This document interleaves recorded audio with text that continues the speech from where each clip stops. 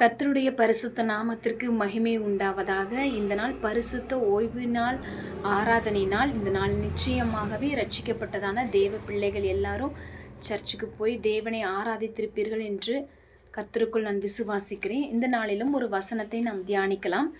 2 தீமோத்தேயு 1:7 தேவன் நமக்கு பயமுள்ள ஆவியை கொடாமல் பலமும் அன்பும் தெளிந்த புத்தியுமுள்ள ஆவியையே கொடுத்திருக்கிறார். ஹல்லேலூயா. தேவன் நமக்கு பயமுள்ள ஆவியை கொடுக்கல. தேவன் கொடுக்காததை ஐயோ எனக்கு அதுக்கு பயமா இருக்கு, இதுக்கு பயமா இருக்குன்னு நம்ம சொல்லக்கூடாது. நம்மளுக்கு பலமுள்ள ஆவி, அன்புள்ள ஆவி, தெளிந்த புத்தியுள்ள ஆவியை கொடுத்திருக்கிறார். உங்களுக்கு டைம் இருக்குன்னா இதை நீங்கள் கண்களை மூடிக்கொண்டு இந்த வார்த்தைகள் நீங்கள் சொல்லி பாருங்கள். 2 தீமோத்தேயு 1:7. ஹல்லேலூயா.